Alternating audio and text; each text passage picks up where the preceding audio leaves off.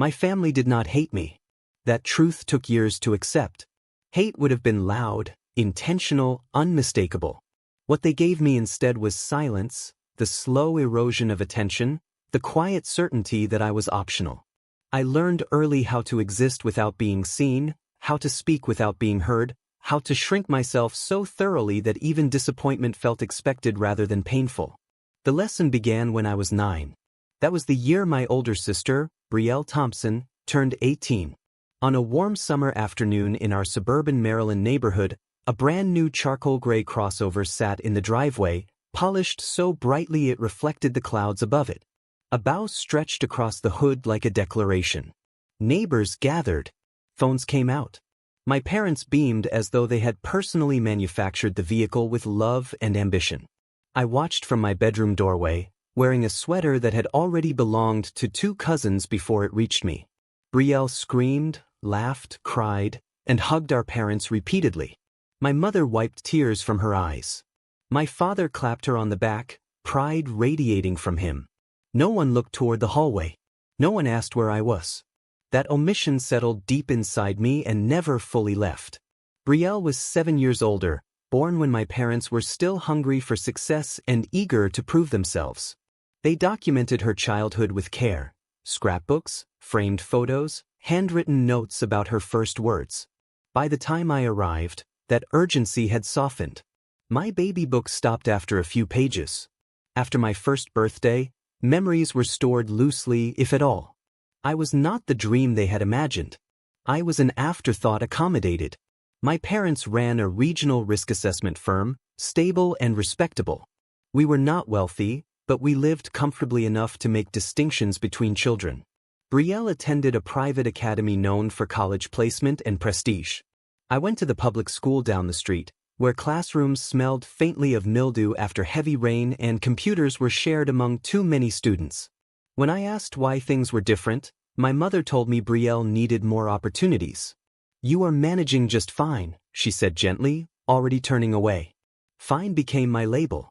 Brielle was exceptional. Brielle was gifted. Brielle had a promise. I was fine. Her 17th birthday was celebrated with a family trip to Europe. Mine came and went with a grocery store cake and a hurried hug. When my calculator broke, I worked extra shifts shelving inventory at a local hardware store to replace it. I did not complain. I assumed fairness was not part of the arrangement. I did not grow bitter at first. I grew quiet.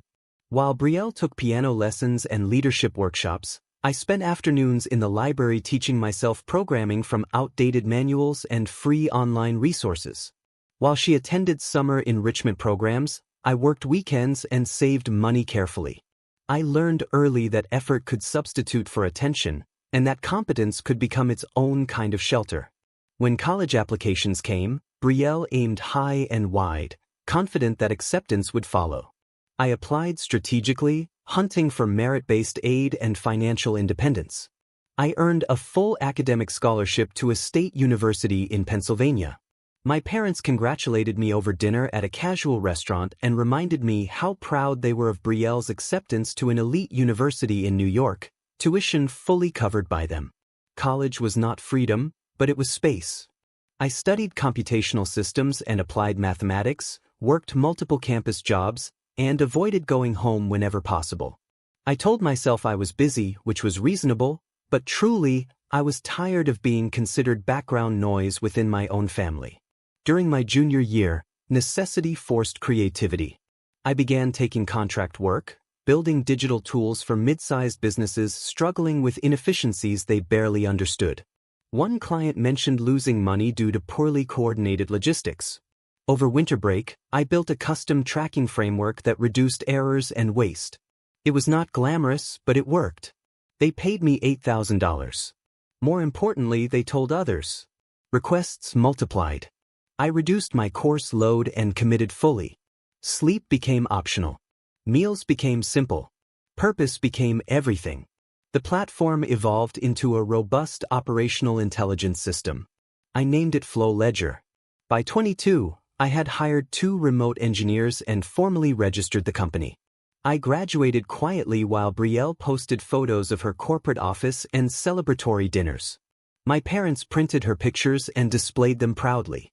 They told friends she was changing the industry. They asked me vaguely if I was still working with computers. Whenever I tried to explain Flow Ledger, the conversation drifted back to Brielle's promotions, her apartment, her growing network. Eventually, I stopped speaking. At 24, after signing a contract worth nearly $400,000, I went home briefly for a family gathering. Brielle had just started dating a financial consultant named Trevor Hayes, whom my parents immediately adored. I attempted to share my news at dinner. My mother smiled absently. My father nodded without looking up. Brielle interrupted to discuss her upcoming vacation. I excused myself, sat on the edge of my childhood bed, now repurposed for storage, and called my business partner, Jordan Ellis. "They are never going to see you," she said gently. "Stop standing in front of people who refuse to look." That sentence settled into me like truth. From that point forward, I built without explanation. At 25, Flow Ledger expanded into multi-state operations, including a major distribution hub in Atlanta. At 26, we crossed national borders. Revenue climbed. At 27, a technology investment group offered to acquire the company. I declined. I wanted autonomy, not applause. The right offer came from a systems infrastructure firm called North Shore Dynamics. Their CEO, Camille Reynolds, understood my insistence on integrity. She did not want to erase what I built. She wanted to expand it. Negotiations were long and exhausting. When the deal closed, the valuation reached $380 million. After obligations and equity distribution, my personal share came to just under $210 million. I did not announce it.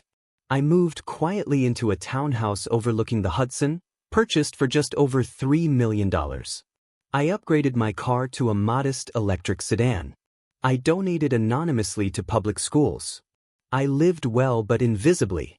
Brielle became engaged. My parents suggested I look into more stable employment. I smiled and declined. Months later, my mother invited me to a summer anniversary celebration for my parents.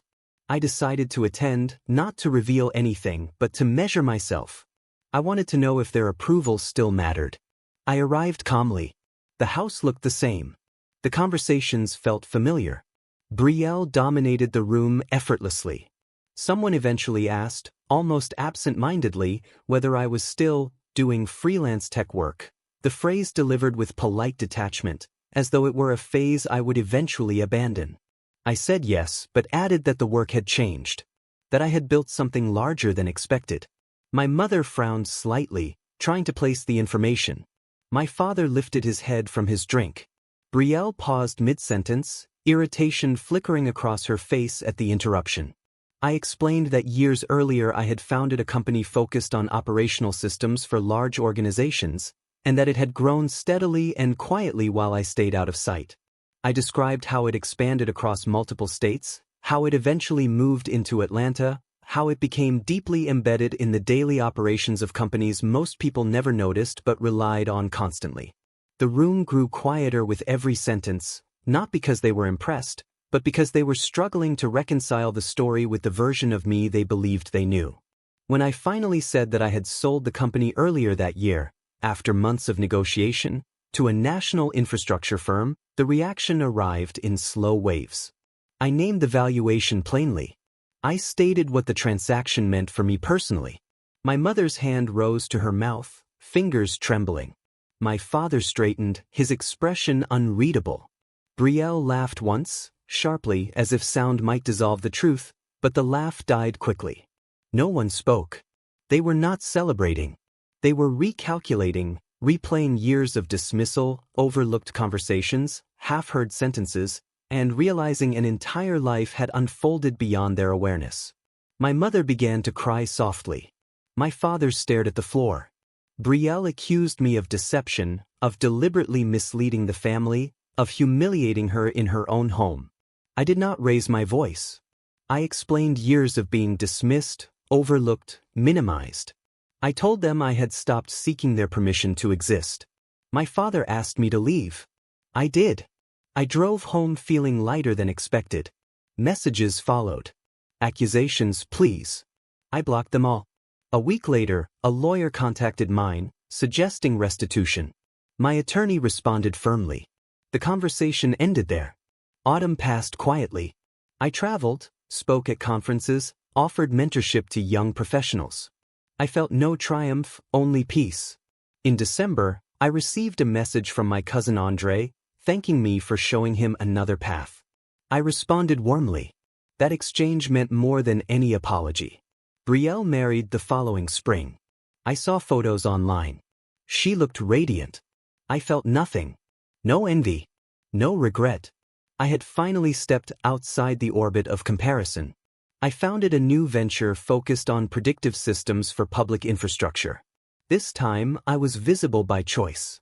I shared knowledge freely. I hired employees intentionally. I lived without secrecy. Occasionally, my parents reached out. Birthday cards arrived. Articles were forwarded. Brielle sent a message announcing a pregnancy. I wished her well silently and did not respond. People sometimes ask if I regret how everything unfolded. I do not. Regret implies a desire to return. I have no such desire. I think often of the child watching celebration from a hallway, learning that worth was unevenly distributed. That child survived by becoming capable, by becoming independent, by becoming unseen. Visibility, I learned, is not something you demand. It is something you decide deserves an audience. I did not build my life to prove anyone wrong. I built it because no one was building it for me. The money changed my options, not my values. What mattered was clarity, self-respect, and freedom. I do not need my family to understand me. Understanding arrived from within.